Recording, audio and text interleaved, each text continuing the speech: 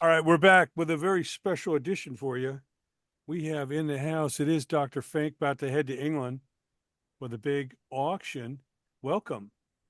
How Hey, you how are feeling you? going into this? I'm excited about this because it's a bunch of memorabilia that's just been sitting in storage for years, and it spans items from '79 all the way through 1990. And I was planning on leaving this to my kids someday, obviously, for them to do with whatever, or sell it, whatever, I don't know. But then a friend of mine came to me and he said, I know these people at Prop Store Auction House. Would you be interested in selling some of your stuff? And I said, I don't know. I hadn't really thought about it. So I'll look into it. So I met with these people and they showed me that it could be a good thing for me and for the fans. So I went ahead and followed through with this. And that's why we're doing it.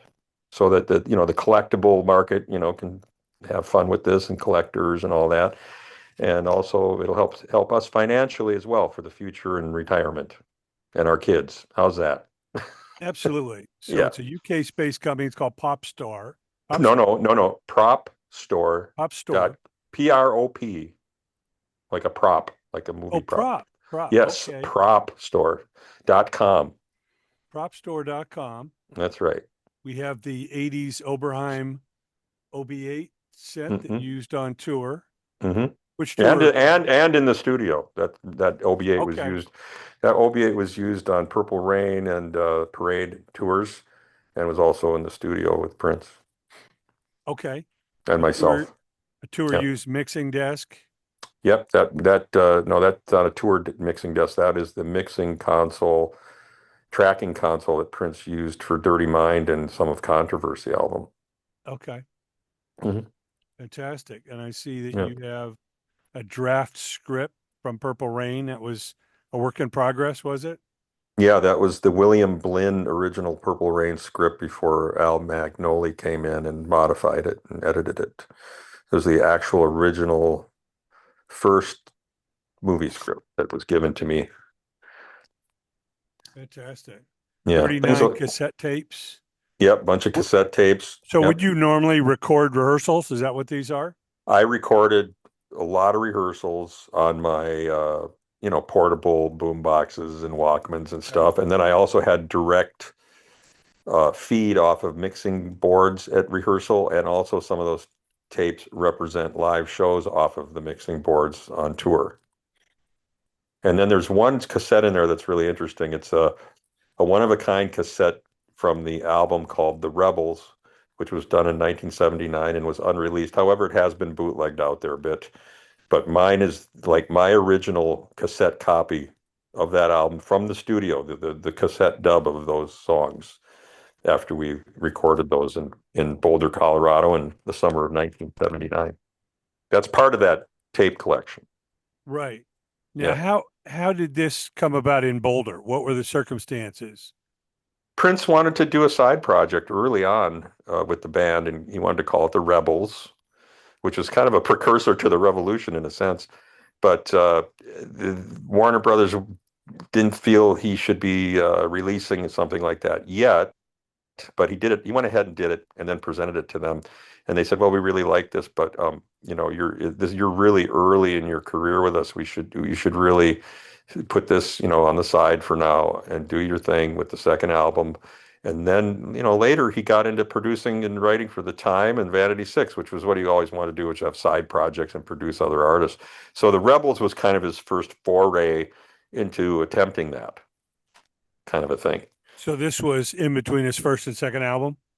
Yes.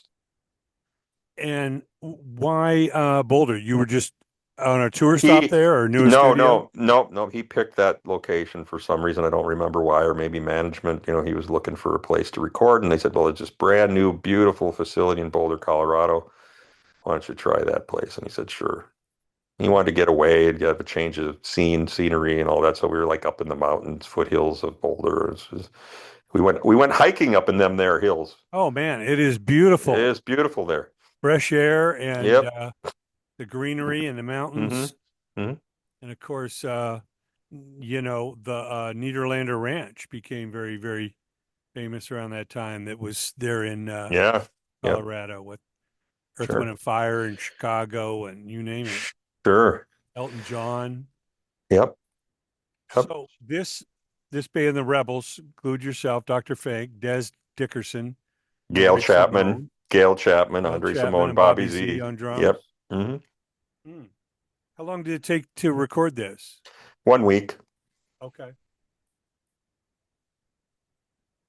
So, he didn't talk to the label ahead of time. He just said, "Look, I'm going to do this anyway," Yes. and then liked how it sounded, presented it.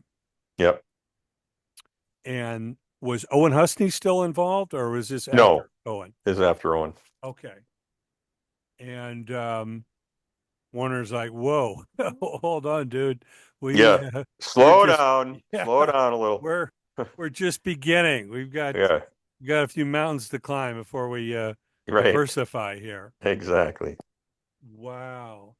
And how did you describe the sound? How is it different than the I normal I would call Prince? it well, the reason it sounds a lot different from Prince in some respects from that era is because the band was co-writing stuff or doing some of those songs were completely written by Des or Andre and Gail.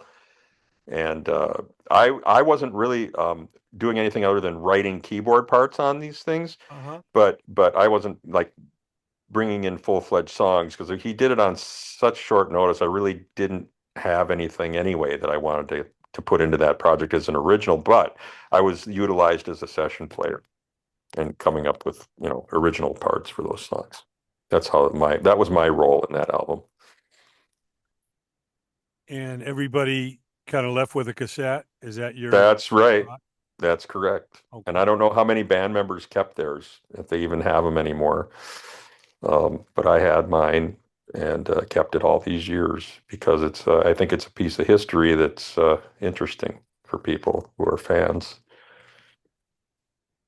No doubt about it. Obviously, a lot of things changed Hmm. after 1999 when the Purple Rain album, the movie came out. You guys were on a meteor ride at that point. Right. Which gold and platinum albums are part of this auction? Well, pretty much all of my gold and platinum albums are there except for, about four or five. No, let's see, one, two, three, four. I kept six or seven pertinent ones I wanted to keep around here at the house.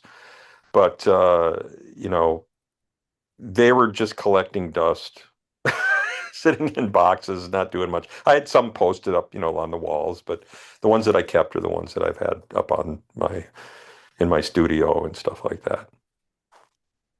And stage costumes, tour shirts. Yep. Tell us about those. Well, it's a lot of tour T-shirts that are pretty pristine. A lot of them are newish. Um, stuff that I wore backstage for like tour jackets and things like that and costumes. There's other, like tour laminate passes and I don't know. There's a lot of stuff there. I can't remember everything. There's like 54 lots, aren't there? Something like that. It's a lot of stuff. So Yeah, it's 54 lots. How many yeah. items per lot would you estimate? You got to look at it. I can't. They organized it. I can't. I don't know. I've seen it, but they took all the items and they put it in these lots and some of them will have like six items in there, at a time and they're all kind of in the order of the era and album in which they were associated with, that kind of thing. Oh, So anyone can participate in this auction by going to dot propstoreauction.com. yeah, propstore.com or auction.com. Let's see, is it propstore? Yeah, propstore.com/live auction. One of the things they're selling on the auction, by the way, I have the catalog in front of me now. Okay. They are selling John Lennon's first ever Vox guitar amplifier. Hmm. And I believe the starting bid on that is pretty high. I think that someone's already put a starting bid on it of about 75K. In the meantime, I'm looking at my stuff here as I look at like for instance, here's a parade era stuff, which has a bunch of like a tour booklet, backstage passes.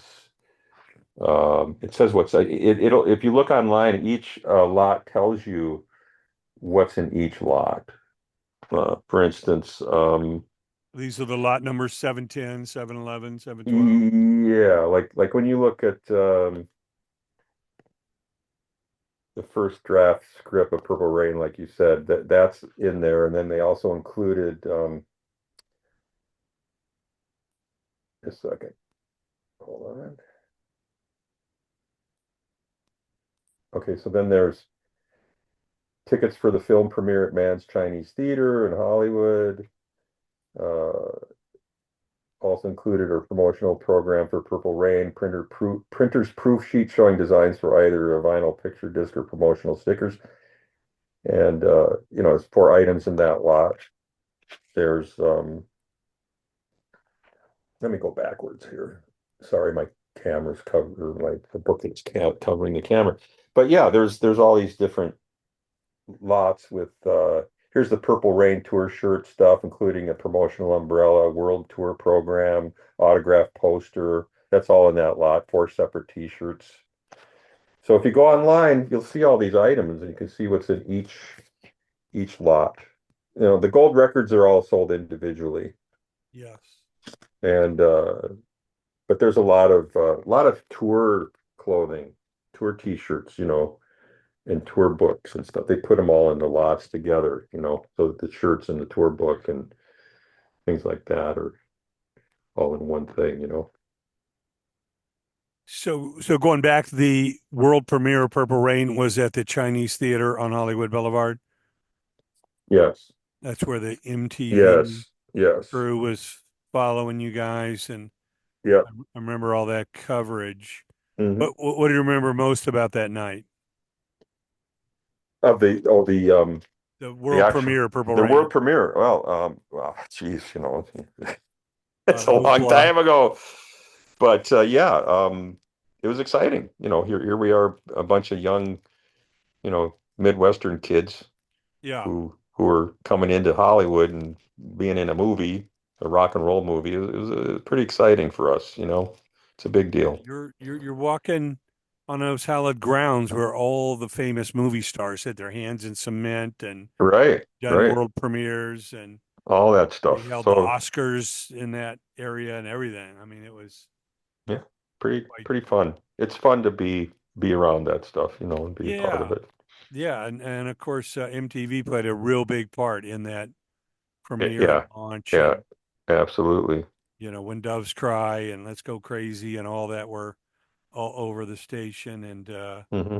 Oh, uh, by the way, they're selling a Michael Jackson's dupe, or it was like the rehearsal red leather Beat It jacket with the black and red leather. okay, And then they have another one of his jackets. Anyway, that's on the cover of the memorabilia auction. The band Oasis is selling a bunch of stuff.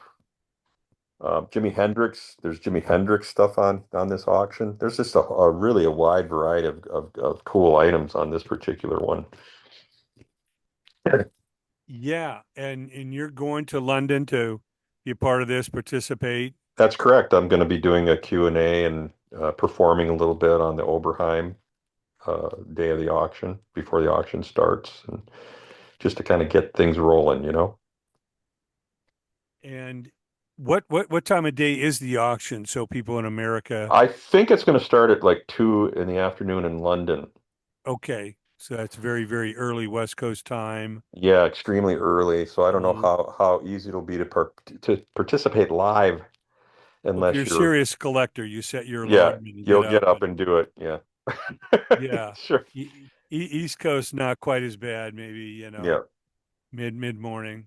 exactly. So there's going to be an in-person auction, obviously in London, and then the online bidding as well simultaneously. So I'm, Well, that's incredible. We're yeah, I'm excited to excited. hear the results. We'll do a follow up with you after the event, and love to hear your thoughts, comments, and experiences. But Yeah. yeah, no, the collector's business is just getting bigger and bigger. There's a lot of people with some expendable money, and they're trying to fill their man cave or Yeah. their trophy wall at their office. And Sure, sure. Yeah, I know a lot of people that collect stuff. I have a friend who he's got a lot of stuff, memorabilia in his house. All kinds. In fact, one of the things he has is signed copy of Meet the Beatles that was signed backstage at the Ed Sullivan Theater the day before their show there. The doctor who treated George Harrison for a strep throat that night before the show got the album autographed by the band and kept it for all those years. And then my friend bought it back in 2014 at auction. I thought that was pretty cool. Wow, that's Yeah. incredible. Well, our special Yeah. guest has been the one and only Dr. Fink, member of Prince and the Revolution. The big bidding will begin, and lots of people will find new homes for a lot of your history, Yeah. hopefully spread around the world. And there's a few Prince autographs in this collection as well that were sent, Yeah, that some given to me, that Christmas cards. yeah, different things he signed that were by him to me and things like that. A couple things. Yeah. Wow. Yeah. Well, Pretty thanks for cool. sharing All your right. memories with the world, and Yeah. please safe travels, and we'll check in with you after the event. Awesome. Thank you for having me on today to Thank you help so promote the much. auction. Yeah. Matt Fink, aka the Doctor, Dr. Fink himself. All right, Safe guys. travels. Take care. Have a good one, everybody. Take care.